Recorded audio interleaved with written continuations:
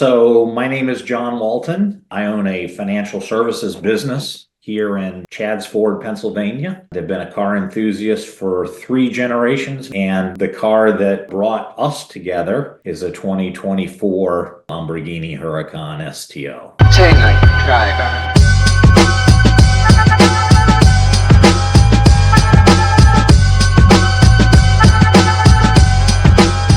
Maybe we start with a little bit about you and kind of how you got into this. I'm sure this STO, while highly specialized, and the point of this whole conversation isn't the beginning of the story, but a culmination, I'm sure, of a long workup. So curious how you got into this and what brought you to this Lamborghini. I'll make the shorter version because I won't go back 3 generations and talk about why I'm a car enthusiast. I was a big Porsche enthusiast for, probably 15 years, maybe more than that. And had just kind of worked my way through all the different iterations. A couple of them I custom ordered, many of them I bought used like everybody else, and was done with the Porsche mark. And there was a Lamborghini store that was brand new, just opening up. A group of us get together on Saturday mornings for cars and coffee, but in this case, it was the middle of winter. And we said, hey, let's go over to the Lamborghini grand opening and go check out what they have going on. And I turned to Christine, my partner, and I said, this is a really bad idea. We should not do this. And she said, what could happen? They had the new iteration of the Countach on display. And she said, this sounds like fun. 8 of us going over there, see the new Countach, say hi to the new people. And at the time, I had an ultraviolet Porsche GT3 RS that we ordered through their customized specialty people down in Atlanta. Right. And we had thought about selling it, but I didn't want to make a lateral move. I wanted to make something that made me forget about the GT3 RS. So we walk into the dealership, my friends and I and Christine wandering around. And for display was the owner of the dealership's personal black STO. And I'm walking around it, looking at it, and I'm paying almost no attention to the new Countach that is on display. Huh. And a very smart salesman says to Christine, do you want to sit in it? And opens up the passenger door. She sits in it. He proceeds to get in the car, chatting with her about the car, showing her features and so forth, gets out of the car and says, would you like to sit in it? And I'm like, this is such a bad idea. Should not do this. But, I did. And I look over at Christine and she looks at me and she says, the GT3 RS can go. And that was it. We bought it that day. So that was the first year of the STO. That version was the first year of the STO. We bought that car. And then shortly thereafter, they said to us, getting to know you, we know that you've custom ordered cars before. We have an allocation for what could be one of the last STOs, because there were a couple years before you could get one, meaning you say that you want this allocation and it's a couple years before you'd actually get it, year and a half. Right. We chatted about it and I said, if I could custom do one, then that would be awesome. And that is sort of the beginning. A few years later, after waiting, this car that I have is the last one that they made deliberately. It wasn't coincidental, it was deliberate. The last one that they made for the North Americas, so Canada, United States, right, and Mexico. So walk me through that. Was that it being the last STO for North America? Was that your decision? Was that the dealer's decision? Was like everything else about this car, it was a bit of a collaboration. Okay. So not only did they extend the opportunity for Christine and I to custom make the car, they invited us to their lounge. They had just opened up not too many months or a year earlier, what they call their Lamborghini Lounge. And Ferrari does something very similar in New York. They call it their tailor-made division. Right. I think Aston Martin has one as well. Anyway, they invited us to go there to spec the car because they said they have a whole lot of samples of materials and colors and so forth that aren't available at the dealership. Because at the dealership, there is an ad personam room that you can go to, but Right. So we did. And by coincidence, we went there on Christine's birthday. And it's a whole thing. And now they call it alpha spec, ad personam alpha spec. But you basically go in there and you say, I would like it to have this or that feature or whatever. And within reason, they will try to accomplish what you want. That's a new profit center for some of these companies. Right. And so we sat down with a gentleman whose name is Zach, and he's an artisan. I mean, he's amazing. He's a factory. There's, I think, 4 or 5 of them in the world. He's an amazing talent when it comes to being able to put things together that make sense cosmetically. And we began the process. And we walked in, and I said to Zach, and there was a dealership representative there as well. I said to Zach, it's really an aggressive car from a styling point of view. And I think it would be beautiful if you would take a very elegant idea of color choices and apply it to a car that's a very aggressive style. That contrast, I think, would be really interesting. So we went to the historical colors that only they would have available to discuss and show. And we selected a color, it's called Amaranto. And it was one of the color choices that you could have made in 1966 in the Acelero and the Espada. And I said, oh my God, that's a beautiful color. Of course, I'm looking at it on the computer. So, Yeah. Computers can sometimes not show colors incredibly accurately. So I was hopeful. We started building the car around that color and the interior choices. And you can do most anything. I mean, now they've taken it. This was a few years ago. Now they've taken it to an entirely different level. You're going to start to see Lamborghini custom paintwork where, there's imaging in the paint fades from purple to black, just really crazy stuff. Of course, there's no pricing on any of this stuff. So every time we would say, oh, we should do this, and Christine would say, oh, that's a great idea, let's do that. And I would think in my head, oh my God, how much is this? What's the number? Cost? Yeah. And about a month later, they send you I'll call it the billing sheet, which is pretty good, frankly, among manufacturers, because Ferrari, as an example, sometimes doesn't get back to you for 6 or 9 months. Oh, really? Yeah. It's almost irritating. Not from my experience, from others who I know who've had the experience. Right. Anyway, they got back to us, and it was about a month later, and I said, this is really my dream car. While I've had a lot of cars in my life, I'm nearing the point where I would like to just have something that I settle in on that becomes a family heirloom, and what my heirs choose to do with it upon my future demise, hopefully long in the future, is their choice. But, we're going to live with this one and love it and treasure it and show it and drive it, that kind of thing. So, yeah. Well, that's wonderful. I guess I have a few questions, Matt. First of all, Sure. I'm not familiar with Alpha Spec. How is that different from Ad Personam? Do they give you? Sure, you have to. Alpha Spec is done with a factory rep. Okay. And you have to commit.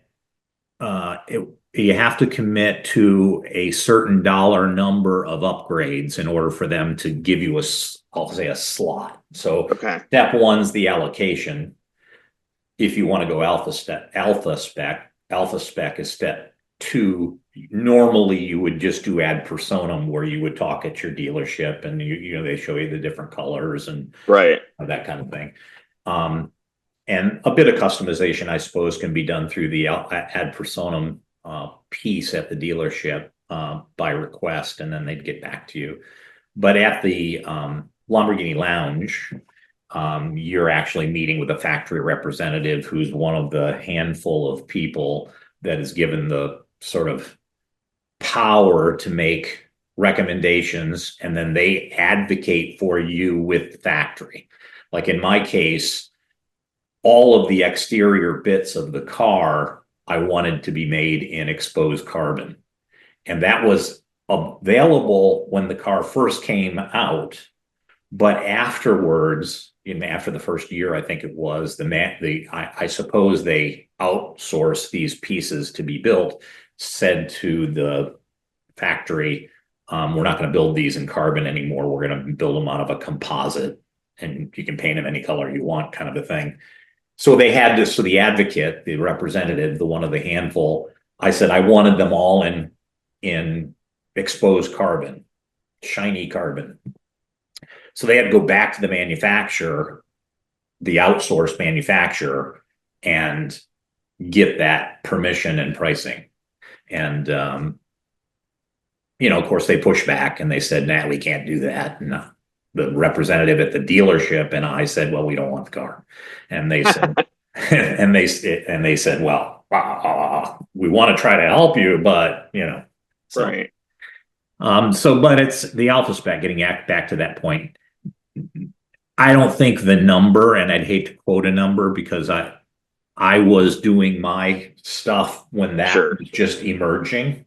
So I don't know what that number is. Yeah. I'm less concerned about the number. I was just curious. It's the first time I'd heard the term, and I was, I know, look, they're all of the manufacturers in that tier are realizing that commissioned cars are, at this point in time, a very large growth part of their business. And so you have all these wonderful things happening, whether it's Ferrari they've got like all the spec on a plate inside the car. You've got, Bentley doing, their stuff with all of their commissions, Rolls-Royce, same thing. And then you're like watching Porsche with Sonderwunsch mixing that in with restorations and also really kind of off the chart special things is all kind of fascinating to watch, sort of arms race that's going on in that space to see where that kind of tops out. Yeah. And what I heard, this is just what I heard. Yeah. It is such a popular option to get alpha spec that not only does that, well, first of all, now it's restricted to just the Rivolto. Okay. But in addition to that, because there's constraints as far as the number of people that can do this work for the factory. Right. But in addition to that, they also, I understand, will move your production date up as a result of you going alpha spec as well. So that's going to be something you hear about going forward. But to your point, it's an arms race. It's fascinating to watch. And it reminds me of we've had paint to sample services now for years and whatever. And I guess they've always kind of been there at a very low level, but it kind of goes back to that classic era of like commissioned cars happening for auto shows. You think of the Lamborghinis that would have shown up at Geneva in the 60s and, just trying something completely weird and different. And then they would sell the car after the show, and that car has a provenance. It's all really fascinating. So seeing this sort of like modern interpretation of that. Yeah. It's very cool. And it's, let's face it, at the level that we're talking, these cars are all wonderful. They're all spectacular cars. Right. So, not like I'm in one of these categories, but when there's a money's no object kind of thing and you want to be special, right. This is a way to cater to that audience. You come in with I was at the 24 Hours at Daytona and they had on display a Rivolto, an alpha spec Rivolto. The paintwork on the car was mind blowing. Remember the DuPont color changing paint? Yes. This is the same kind of thing taken to another level altogether. If you stood on a ladder and looked at the car, it was one color. If you were looking at it ground level, it was another color. And if you walked around it, the color evolved. I don't even know how they do that. I was up at the Lamborghini Lounge during the, there's a thing called the Art Basel, Yeah. which Miami then does a version of it. And the car that was on display at the Miami Art Basel event was on display at the Lamborghini Lounge. And it was the 60th anniversary of Lamborghini. That car was commissioned for the 60th anniversary. Yeah, 60th anniversary. And it was that crazy fade from purple to black, front to back. Right. But in the paint was a ghost image of 60 in sort of bull kind of streaking bull kind of imagery. Right. It's like SEMA level quality. I've been to SEMA before. I've seen some of those customized cars, and I'm blown away at the artisan capability of some of these people that build these. In the past, there would have never, I would imagine, been a business case for that sort of artisan. I mean, not that artisans don't work in the factory, but that sort of artisan to do that sort of finish work on a new production car is pretty interesting.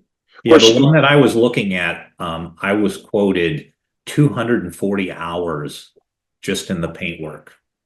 You looked at doing it to your car? No. The one that was on display at 240 hours just in the paint. Yeah, that's crazy. And your car, I'll be honest, the way you did your car speaks to me a little bit more, right? Lamborghini is an interesting brand because it can be so out there, right? Yeah. Like you really wear everything on your sleeve. There's really no holding back. And so I'm always a little extra appreciative of, there's a guy here in my town at Local Cars and Coffee who brings out not an STO, but he has a Huracan, and he kind of, I don't know the color, but he did a dark navy blue. The car is very subtle for a Huracan. It's still a Huracan. But like the STO, of course, the most bonkers of the Huracans from the factory, and still to do that in a reserved color, the juxtaposition makes it so unique amongst the Lamborghini fold, right? Completely. And that's the first thing. I mean, only had the car for 6 weeks, 8 weeks, something like that. So it's only been, I'll say, out and about in the community, right, half a dozen times.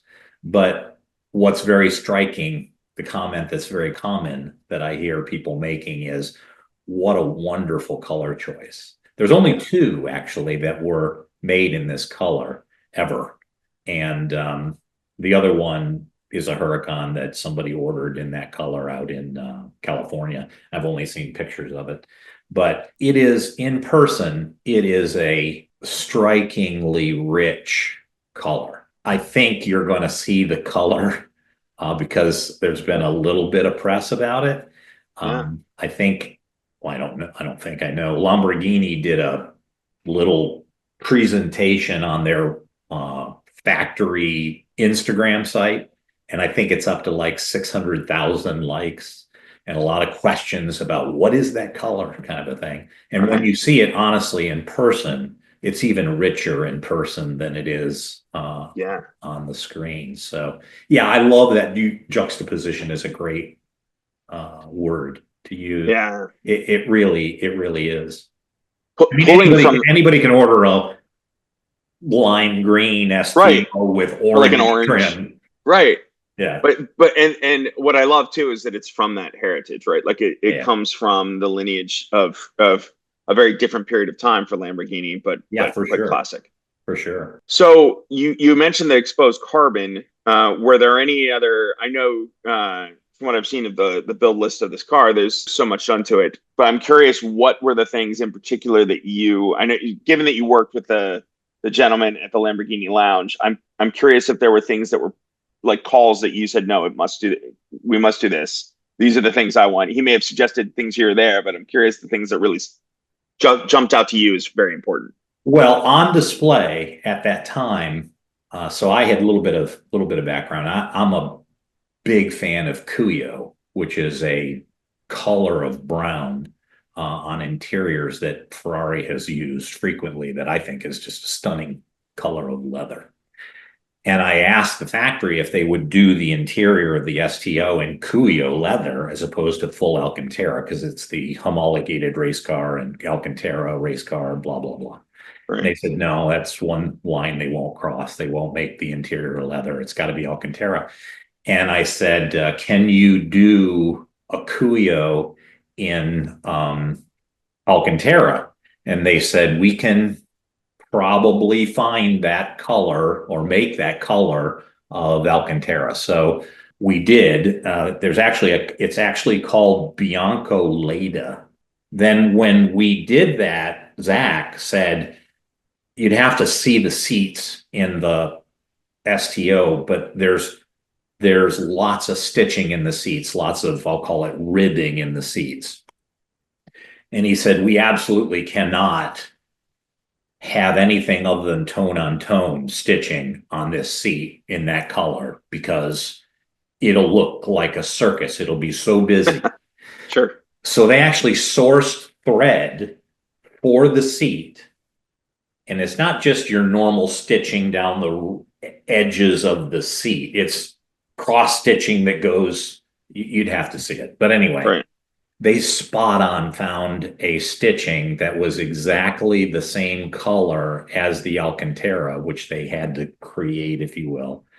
And it made all the difference in the world because it's so subtle. It's a tone on tone. You can see the stitching, which there's plenty of it. You can see the stitching, but it doesn't stand out and make the seat look busy. And then Zach said, in order to bring the outside color in, let's do a really subtle piping on the edge of the seat in Amaranto. And the seat normally comes with two strips of leather that goes down the back, kind of like this. And then also goes across the center of the seat.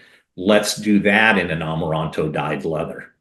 And so when you're standing at the quarter view of the front of the car and looking through the windshield and picking up on the color of the exterior of the car, it follows right through to the interior leather and the stitching wall, or excuse me, the piping isn't dramatic. You actually have to look for it. You see it, but you don't realize you're seeing it.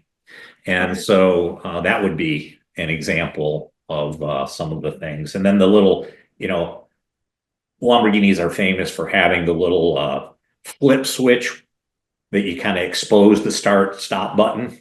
Right. So painted that in Amaranto. The 12 o'clock stripe around the steering wheel in Amaranto leather. And then nobody done this before. And Zach was like, I don't know why we never did this before. We made the steering wheel two-tone. So it's Bianco Leda Alcantara on the top and on the bottom. And in the center is black.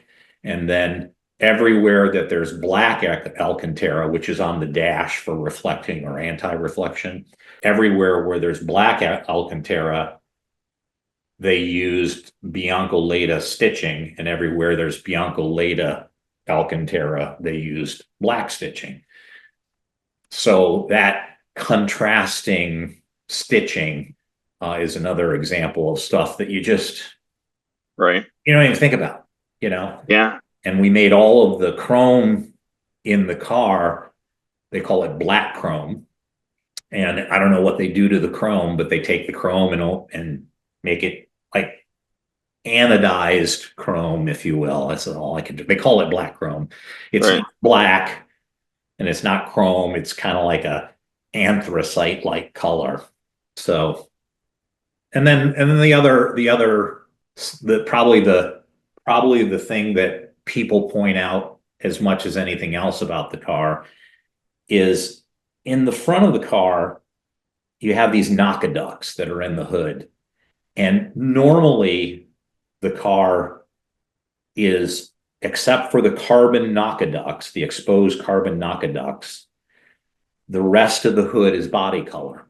And I always thought by looking at STOs that it just kind of looks like the holes look out of place, if you will. The Nakaducks look out of place. I understand the functionality of it, but Right. so one of the, I don't remember who brought it up, either the factory rep or the representative from the dealership said, let's paint 2/3 of the hood shiny black up past the Nakaducks. Let's paint the hood shiny black, or excuse me, the roof shiny black. And let's paint the vented hatchback piece shiny black. And let's separate the shiny black from the Amaranto with a hand-painted white pinstripe that's about 3/4 of an inch wide. And the back of the STO is like it's a ventilated notched vents that go down it. Let's paint the edge of each one of those hand painted white, as well as the carbon fin and the front exposed carbon spoiler, and then along the rocker edge, and then the big scoops that are on the side of the car that feed the brakes and the engine cooling with an edge of white. And it was all guesswork, frankly. I mean, they did a CAD drawing of it, but CAD drawing is one thing, live and in person is another thing.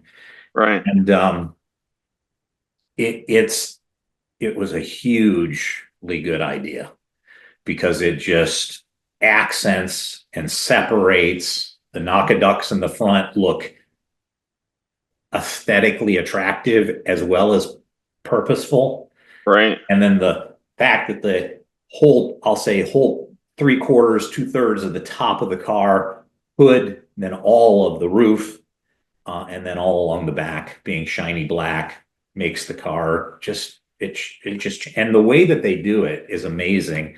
And I didn't realize this, but I was told this, they actually paint the whole car Amaranto. Then they clear it. Then they paint the top and anything else shiny black that you request. Then they clear it.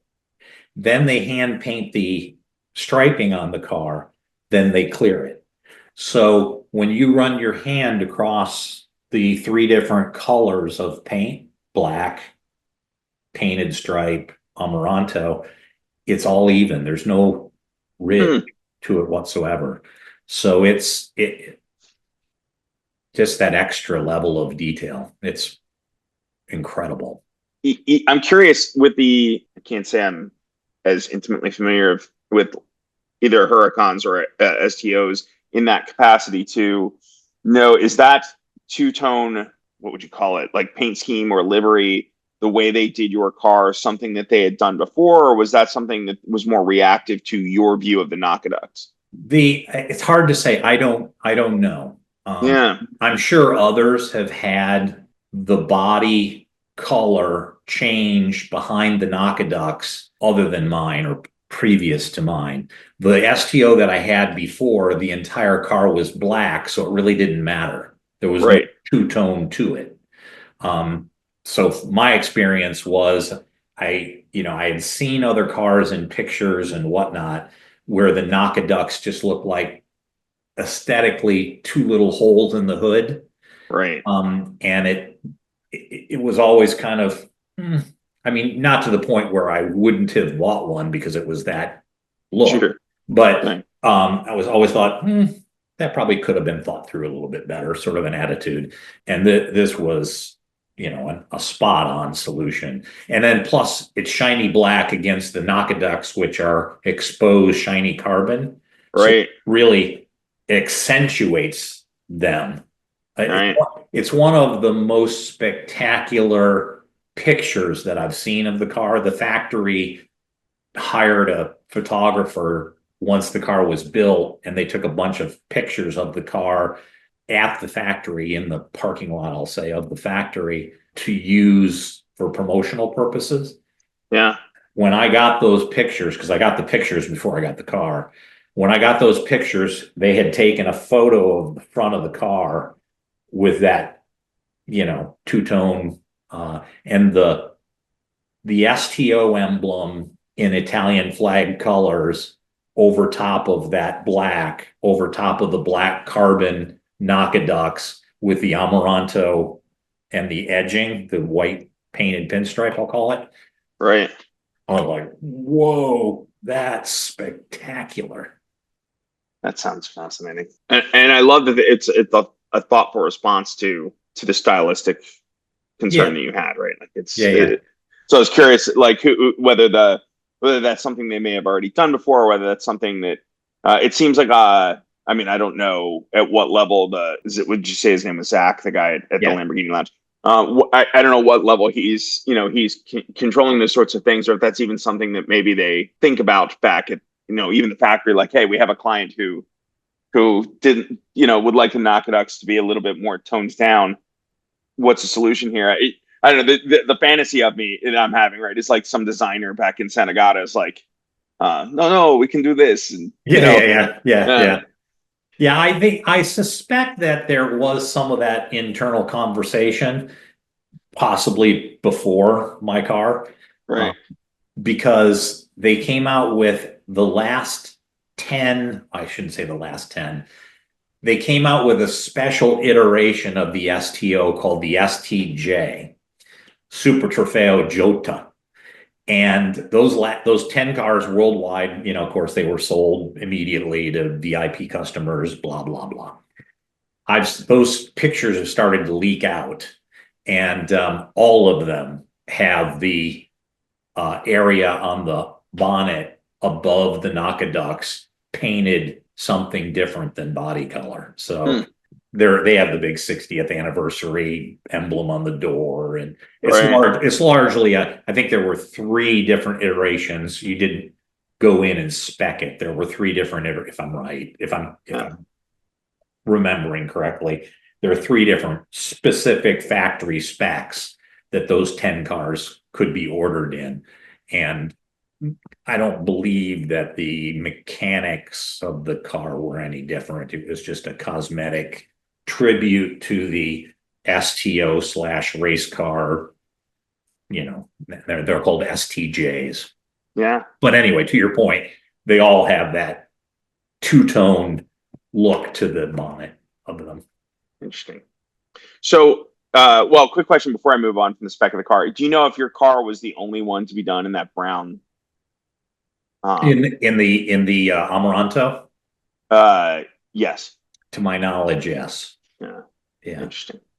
There's another Huracan done in Amaranto, but not to my knowledge was there another STO done in that.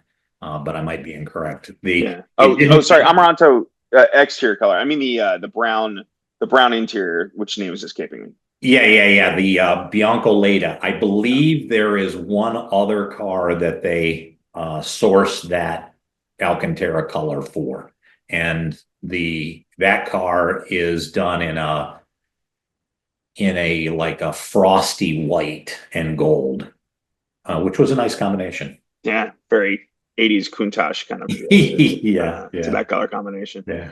And to your point that you'd made earlier about how Ferrari TaylorMade, puts all the sort of customized spec on a plaque in the car. Yeah. 2 quick things. One was a complete surprise to me. So the president of Lamborghini North America wrote a letter about the car with the customized spec sheet was way too long to put in a letter, but all the highlights, all the big ones, put in a letter, VIN number of the car, last STO for the Americas, and so on and so forth, and signed it. And that the dealership then at the launch of the car or the reveal of the car presented us with that framed letter, which was really cool. And then the other thing that they did is put a carbon plaque inside the car with my name on it, saying made exclusively for, and my name. So that's great. Yeah, that was pretty cool. So Yeah. You think of that sticking with the car, and as these car, I mean, the special cars like this, right, will always have a place at uh, concours and what have you. So I think that's one of the greatest things about creating these unique things. You can sure. kind of just track them. All right, Yeah. so I'm curious. I'm going to jump around a little bit because there's a couple things, questions you kind of spurred that I've been making notes on. One is I Googled because I wasn't familiar with where the Lamborghini Lounge was in Manhattan, and it looks like it's in the Meatpacking District over near Yeah. Yep. the High Line, which is different than unless they've moved. And traditionally, a lot of those showrooms have been on Park Avenue, Correct. and Correct. so I'm curious. Well, one, what you might know of, like if they chose to go over there for a reason. It's a very trendy part of town, and it's a very cool place to be. A lot of EV manufacturers over there too. Yeah. And then on top of that, kind of could you go through? You mentioned the experience of you guys going in and making the order, but kind of a little bit more about make this trip to New York. Was it kind of what you're doing there as you do this, right? Is a Sure. weekend in and you have an appointment, or how that works? Yeah. So they allocate a half day for you. I presume they have two a day. Don't know. Yeah. It's a very nondescript location, if you will, and frontage. It just has it's just this, to the point of being in the warehouse district, the meatpacking district. Right. It's just this nicely done, but all no windows, all sort of wooden storefront with just a small Lamborghini emblem on the next to the door, and it's not open for the public, so you can't walk in. We walk in by appointment. To your point, it's near the High Line, and we walk in, and besides our dealership representatives, there were two dealership representatives there for us for this meeting. Was Zach, who introduced himself at the time, and Fabio, who was the sort of Lamborghini Lounge, I'll say manager, if you will. So they had asked us in advance if we had any special requests. So, we wanted charcuterie and prosecco, and so you walk in and there's they use it for multi purposes. Like they'll have occasionally parties. Like I went to the Right. art show there, or I suppose VIPs can probably ask permission to throw an event of some kind, and it's big enough to do that kind of thing. Anyway, so they have a big kitchen with a long table, and so that's all laid out with charcuterie and nuts and whatnot, and prosecco. And so when you sit down, a separate room is the design room, with the computers and many samples, but not obviously everything you can do. And you proceed to sit down, and that's when I said what our vision was to create this juxtaposition STO, and then it's just a matter of them making suggestions and pulling out samples, and giving you ideas, and you saying, yeah, love this, no, don't think that makes sense to me, and that sort of thing. So it's really special, and they knew it was Christine's birthday, Uh, so they had some fanfare associated with that, which was nice for Christine. Yeah, and then in the end, they basically say, okay, we'll be in touch with you with what can and can't be done, and which you've asked special requests, if you will. And then off you go, and you walk out the door, and if you're a person who has worked very hard for 40 plus years, you start thinking to yourself, oh my God, what have I just done? sure. Yeah. And you have to sit there for 30 days and not sleep while you wonder which one of these choices that you made that they agree to, you Right. have to strike off the list, because it's just, that's just, it's ridiculous. I'm not going to pay that. Sure. That's kind of a thing, which in the end, literally nothing. I for 2 years, I could have changed the configuration of the car up until the point where, you're fully committed. And we changed nothing. The decisions we made that day it's the car that's in the garage that we never changed. I was so confident in the choices that we made. Plus we had, 2 years to save up more money. So, all's good. Can I just say, I personally love, speaking of juxtapositions, I love the juxtaposition of watching, with Taylor Driver, we see so many of these cars in the market, right? And so often they are maybe 1 year old, Yeah, maybe 100 miles on them. And you're like, how does this happen? Right. Like if you're doing, right. If you're doing something so special to just not even use it. And so when you say that you're driving it and that you plan to keep it for a very long time, pass it on to your kids or whomever, like I think that's such a wonderful thing, right? Because you've created this special thing that's so much a part of your identity and has so much of you in it. To just see it for sale at a dealer with 70 miles on it, like what? I don't understand that. I mean, Yeah. Trust me, I've probably owned 35 cars in my life. Right. And so I bought and sold, not flipping, but bought and sold cars. I maintain an inventory of 5 or 6 cars at any given time, none anywhere near this level. But so I'm okay letting things go, but this one was designed purposefully to own. And also I have to say that I'm tired of the concern for mileage on a car that I owned, because mileage is this big thing, put 5,000 miles on a Ferrari and it might as well be just in pedestrian used car. So you can't drive it. And I don't make the rules. That's the reality of resale.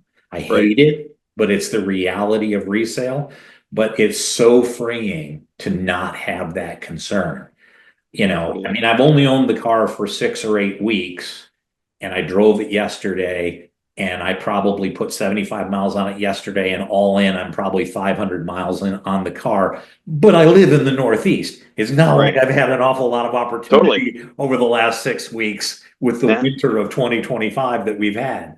So, I mean, I'm not disrespectful about the condition of the car, in that, I'm not taking it out in the snow and in the salt, but I don't have any concern about driving this car because it's somebody else's problem when it is worth less but the plate, the dealership loves it. So the plate that's on the car is driven, DRIVEN, driven. And they love that I got that plate on that car because, it will be driven. No, that's fantastic. Yeah. Well, it's funny too. You look back on, speaking of Lamborghinis, right? Like, there's a podcaster, Matt Farah. I don't know if you've ever listened to the Smoking Tire. So he's a Countach owner, picked up an older Countach, and so I'm going to live vicariously through him and his ownership experience because I don't have one, but I do have a 165,000 mile 964. Same thing, right? The cars get driven, right? And in doing so, well, you look at those, particularly those older Lamborghinis, the ones that sat so much and weren't driven are basket cases, and the ones that see regular mileage, of course, Matt's is in pieces right now, but like the ones that do see mileage tend to be the more reliable and obviously, like you said, not abused, but heck, you had a warm day and you put 75,000 miles on it. I think that's I'm only limited based on the fact that I have a bit of a fleet of cars to drive at any given time. And, I have my daily driver, which is a Jeep, but other than, I'm not retired yet, but other than Monday through Friday when you're working kind of a thing, you have the weekends, and then you have other things that you do on weekends other than being able to take it for a drive. So it's kind of nice right now with my time at work becoming less and my time being available more. I can take it, yesterday was Thursday. I could take it out and drive it for 75 miles on Thursday afternoon because I wasn't working on Thursday. And that's going to be nice. So, but the only limits, I'm not limiting myself for any reason other than the fact that, I should take the Audi out today, or I should take the other Jeep out today, or whatever the case may be, So. Right. Okay, so I'm going to jump around to another thing. Last STO for North America. I don't think we covered how we got there. Yeah. Well, right. We didn't talk about that in detail. So when I got the allocation, the dealership said, we probably won't, this would have been in April of 2023, I think. They said, we probably won't get any more allocations for one of these cars. So you're getting probably, no guarantees, but you're getting probably the last allocation we'll get. So if you want to build one, this would be the one to get to take this allocation to take. So then when we went to the lounge in May, end of May of that year, to spec the car through Zach and the lounge, Frank, one of the dealership representatives, says, wouldn't this be fun if it was actually the last, like not just our last, but the last one they make? And Zach said, I don't even know how you do that. And he said, there's a guy who has bought every Lamborghini ever made, kind of a thing, who usually gets the last car. And I said, well, I get that, but it's probably worth asking. Just ask. Right. You don't ask, you don't get. You don't ask, you don't get. So that started the ball rolling. And then, of course, there's some, I hate to use the word politics, so we want to put it in context, but every time I would go to an event where there was representatives from the factory there, I would take the moment to say, hey, I have this on order, and it sure would be nice if it was the last one. And then it got to probably mid-year 2024, maybe fall 2024, and I started speaking with, I spoke with Stefan Winkelmann at an event, the CEO of Lamborghini International, if you will, and Andrea Boldi, who's the president of Lamborghini North America, and started maybe campaigning is a better word, campaigning for the car. And then it kind of took on a life of its own. They started saying, okay, well, if we're going to make it the last one, then we don't have any idea when it's going to be made. And they said, does that bother you? And I said, no, it doesn't bother me. Whatever. I've got other cars to drive. It's, happens when it happens. Take your time. Yeah. Take your time. And then just kind of a fun story. So Christine and I went and vacationed in Italy last year, 2024, late 2024. And as part of that vacation, we decided to stop by the factory for a tour. And this was months before, call it July of 2024. And this was October that we were going to be in Italy, because we had to coordinate our plan, our agenda for the vacation. So we have this factory tour set up, and we get there, still no idea when the car is going to be built. No VIN number or anything like that. Our factory tour guide, Christina, we say to her, hey, we've got a car being built. I wonder if it's possibly being built now. We can see it in production. Right. And she says, well, what is it? And we told her, and she goes, well, let me check. And she comes back and she goes, well, it's built. And I said, when did it get built? And she said, yesterday. Oh my gosh.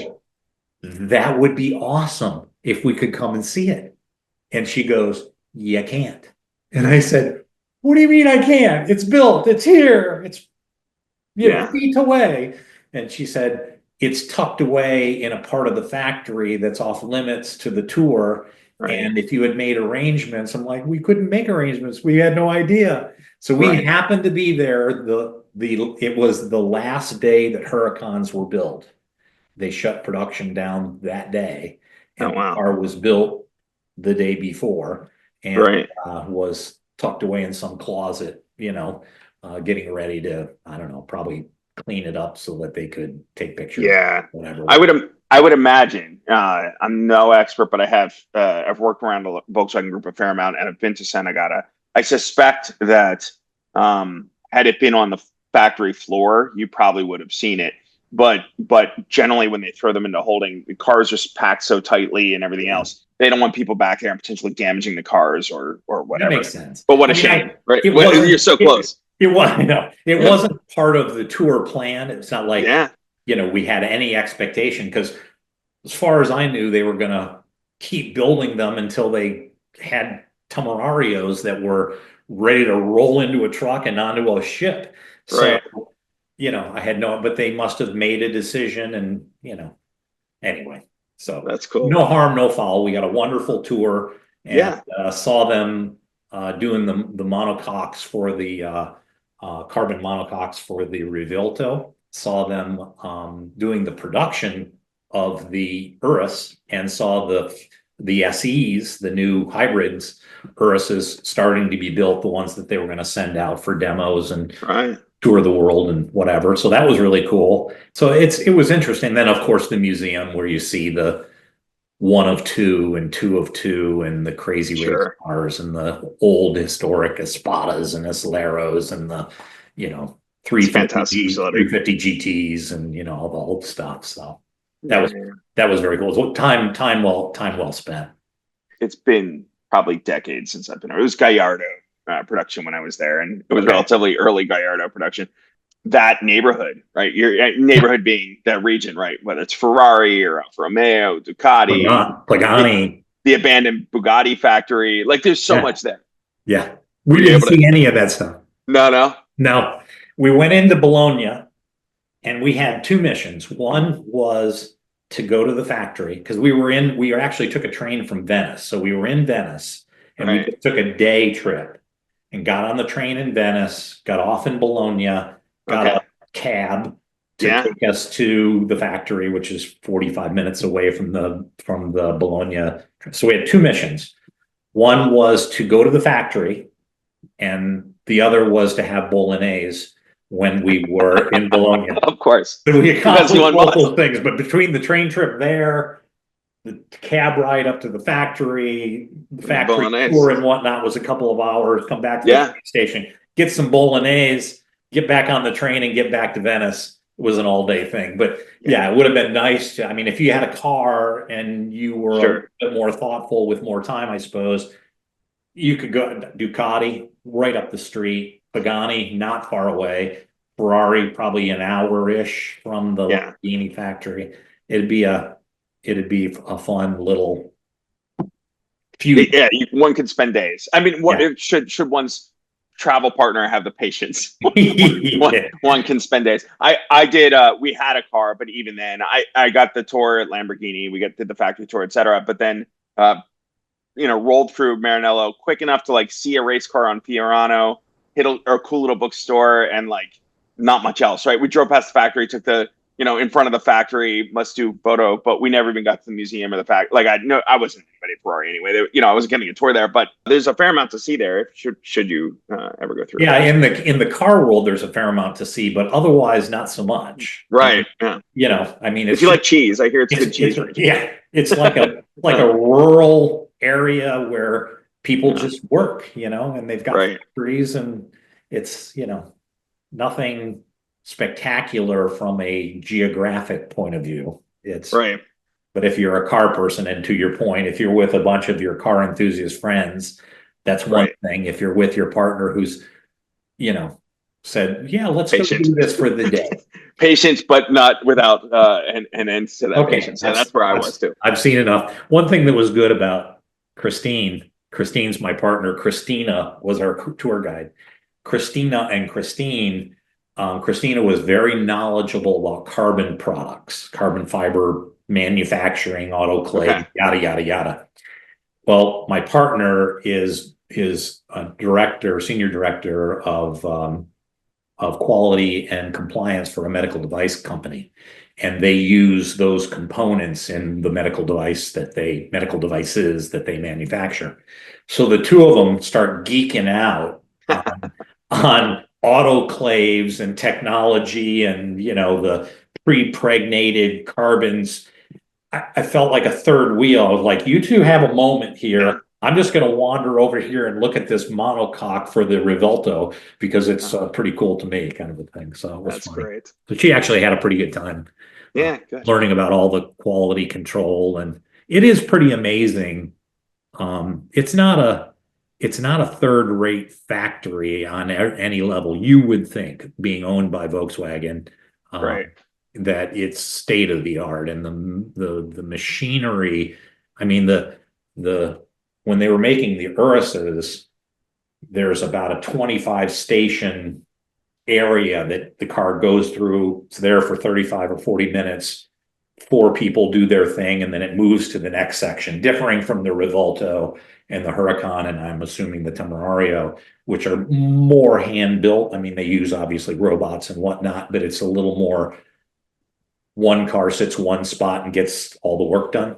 Yeah, The Urus is more of a production line kind of a thing. totally. Yeah. And it was fascinating to me. I mean, these machines that pick the body up and rotate it sideways so that the people can come in and do what they do, I'll say underneath the car, the SUV, and then it rotates itself down, and by robotics and little painted areas on the floor, moves its way around to another area where there's another station of people with specialized tools.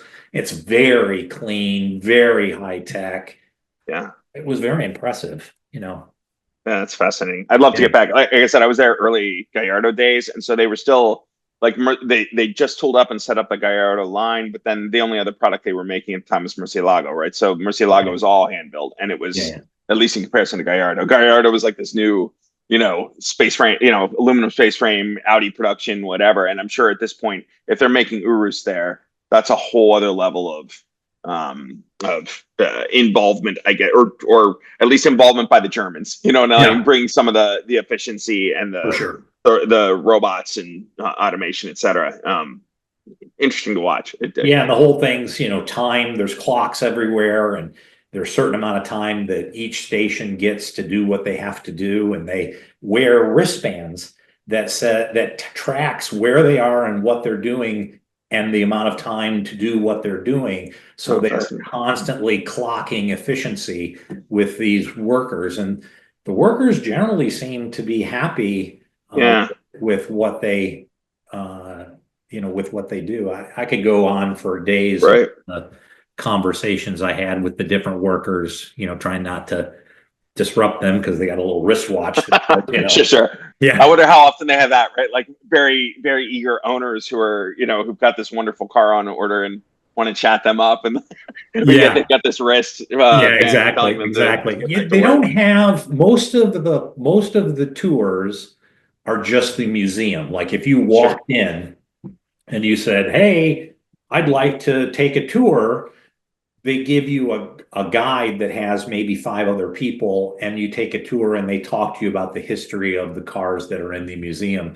To get actually back in the factory is a one-on-one thing, and you have to have some kind of connection to a dealership or ownership in order to get back there and see that kind of thing. So that's probably worth saying. You and I both have had the factory tour. I went in as a journalist, and so a PR rep was taking. There were several of those. Taking video, and we got in the way of a couple of camera crews that were, I don't know, doing a YouTube or something. I don't know. But there's always something nowadays. Always something. Social media. Let me ask you that. In case, let me put it this way.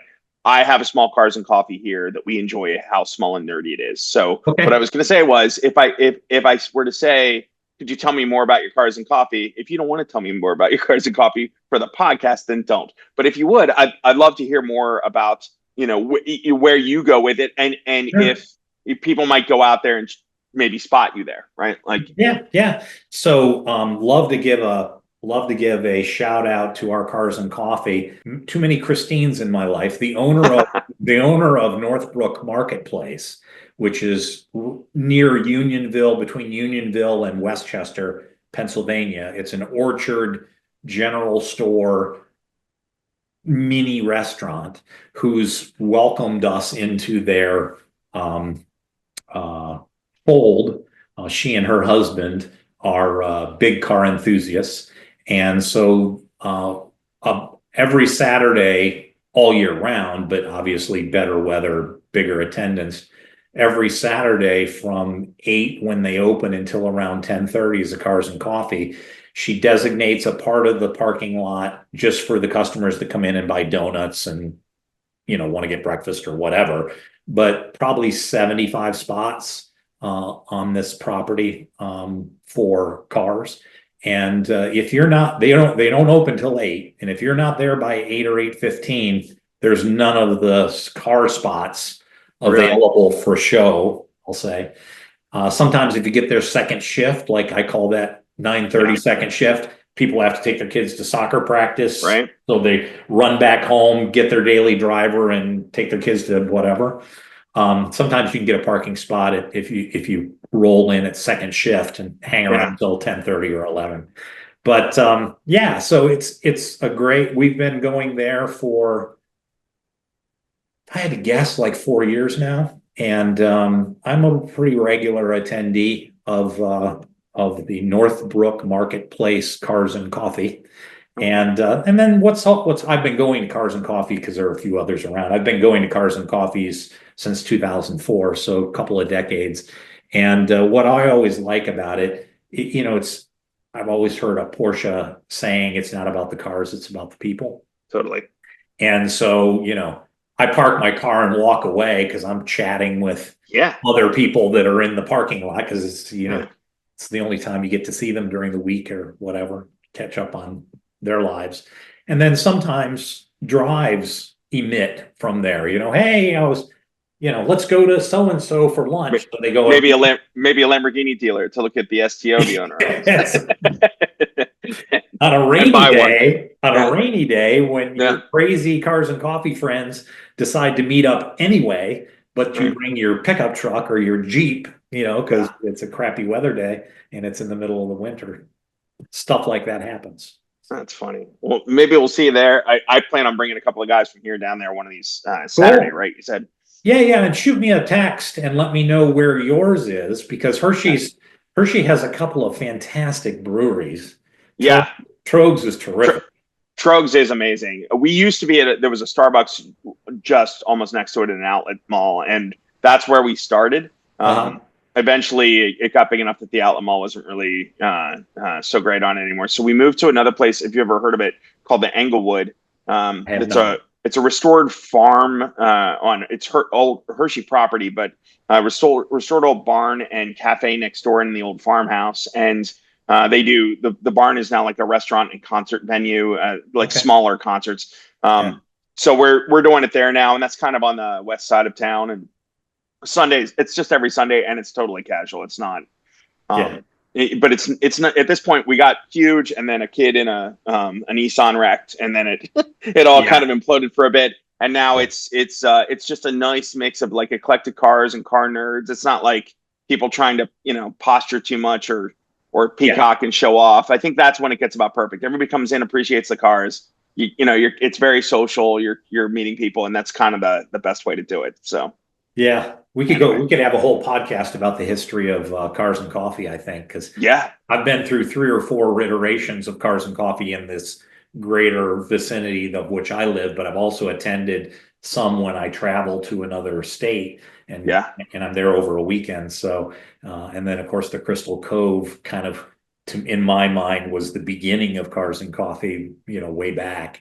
Okay. So, that would be fun to have a conversation. But anyway, love that. Text me that information if you would when you have time, because I don't know that Christine would be up for, a 2-hour drive to Englewood's, whatever that is. But this knucklehead probably would get up at 6:30 in the morning and get to someplace at 8:30 in the morning, go to Trogs for lunch. And there you go. Turn around and come back. Trogs does a mean breakfast sandwich too. Do they really? We've gone over there afterwards a couple times, and it's fantastic. So yeah.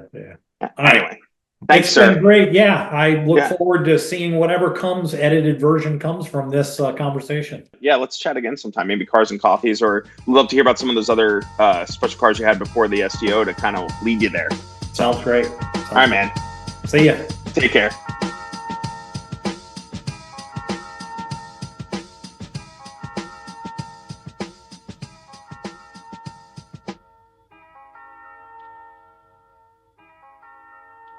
Okay, so that's a profile on Jon Walton and his Lamborghini Huracan STO. We're going to be doing more of these special build profiles for tailored drivers. So if you have a tailored car and you think it would make an interesting story and want to be featured in a podcast, drop me a note to george.acorn@tailoreddriver.com and give me the pitch, and maybe we'll add you to one of these tailored driver episodes. Thank you.